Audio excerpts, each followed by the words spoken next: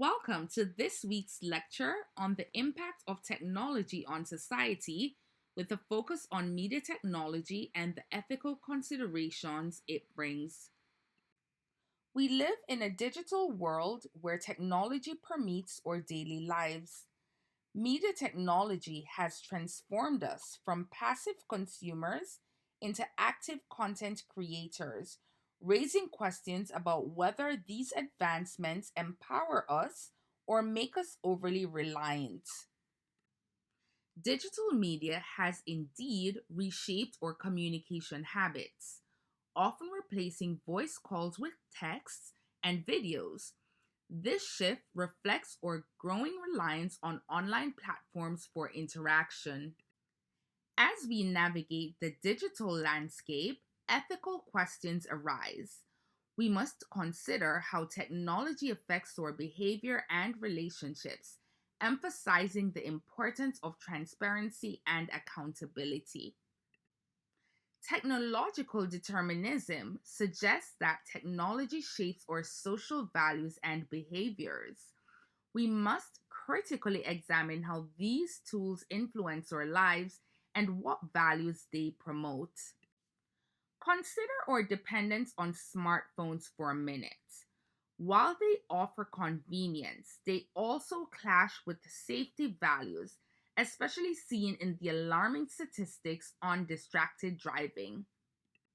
Therefore, it's crucial to balance the convenience technology offers with our ethical responsibilities.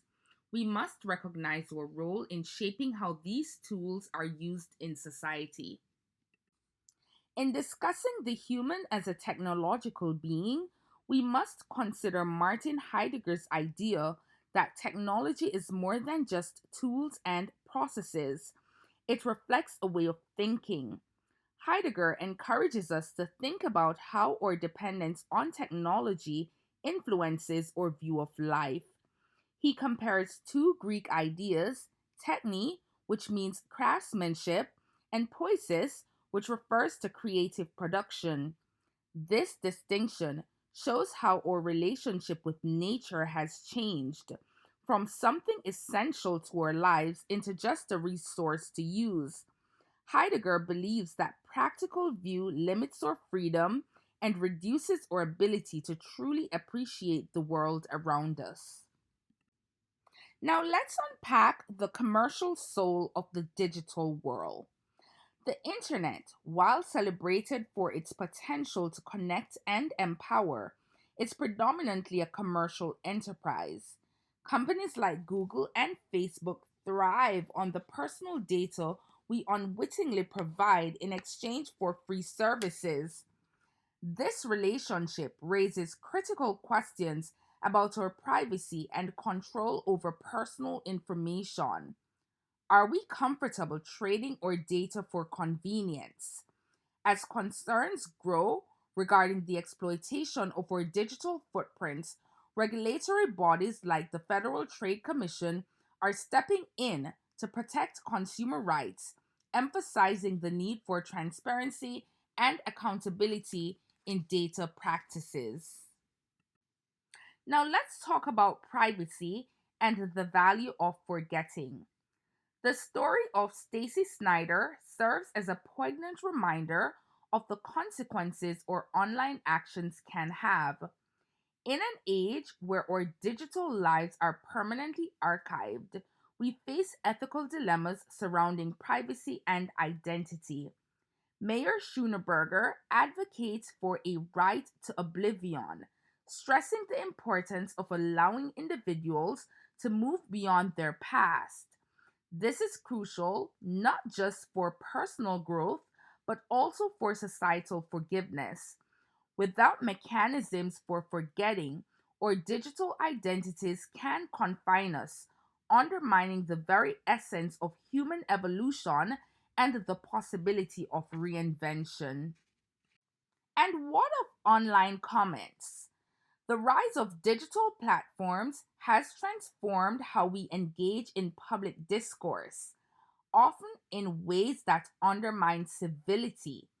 Comment section intended to promote dialogue frequently devolve into hostility and misinformation.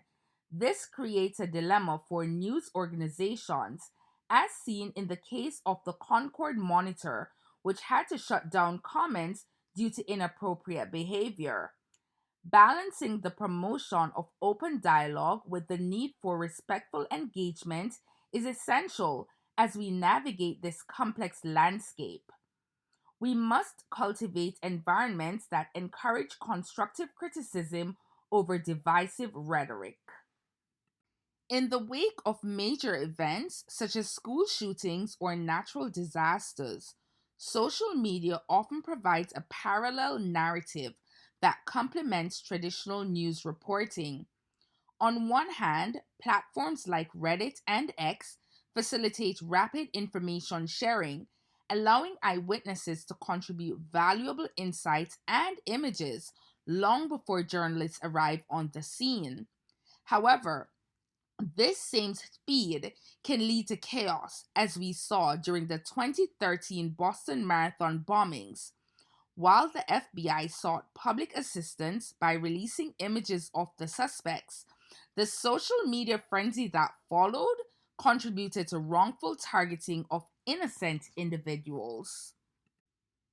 What is important to note here is that the instantaneous nature of social media can undermine journalistic standards, leading to unverified information spreading like wildfire.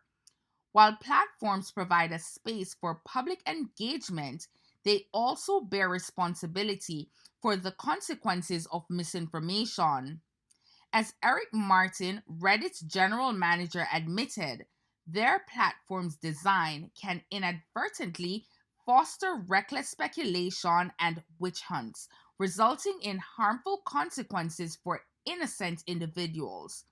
This raises critical questions. How can social media platforms balance the need for rapid information dissemination with ethical responsibilities to uphold accuracy and fairness? As theorist Yevgeny Morozov suggests, technology often invites us to think less critically about our choices. Everyday appliances are designed to simplify our lives, but this convenience comes at a cost. Our awareness of ethical implications can diminish. For instance, the electrical device we use consume energy, yet many of us remain blissfully ignorant of their environmental impact. This cognitive outsourcing extends to digital platforms that obscure critical ethical questions about privacy and data sharing, leading us to navigate our online lives unthinkingly. We must recognize the design choices that encourage this behavior and advocate for technology that fosters ethical reflection. In exploring the dark side of social media, we must address how platforms can amplify narcissism and skew identity formation. Research indicates that a significant portion of social media interactions is centered around self promotion, leading to a rise of narcissistic tendencies, especially among younger generations. This trend reflects a broader cultural shift where online interactions prioritize personal expression over meaningful dialogue. As we become more absorbed in curating our online personas, we risk losing authentic connections and undermining our capacity for empathetic and genuine engagement. The debate over whether technology is value neutral invites us to reconsider our assumptions. As theorists argue, technology embodies values that shape social relationships and power dynamics. Designers and users alike have a moral responsibility to ensure that our media technologies promote ethical behavior and human flourishing. This involves critically assessing how our digital tools align with our principles of justice, transparency, and stewardship. It's essential that we strive to create a digital environment that respects human dignity and fosters healthy communities. As we navigate the complexities of the digital age, we must cultivate virtuous lives in the digital age. Drawing on Aristotle's philosophy, we are called to conduct ourselves in ways that promote human flourishing. This means adopting virtues like loyalty, fairness, and kindness in our online interactions. By establishing ethical guidelines for our digital behavior, we can ensure that our engagement contributes positively to both our communities and individual well being. Our responsibility is to be mindful users and designers of technology, reinforcing ethical standards that resonate with the values we hold dear. As we embrace the benefits of connectivity and information access, we must remain vigilant about the potential downsides, particularly concerning misinformation and self involvement. It's imperative that we commit to being mindful users of technology, fostering a culture that values both connection and ethical engagement. Together, let's navigate the digital landscape with an eye toward promoting human dignity and flourishing for all. Thank you for joining me for this lecture. I appreciate your time and attention as we explore these important concepts together. I hope you found the information insightful and thought provoking. If you have any questions, please don't hesitate to reach out.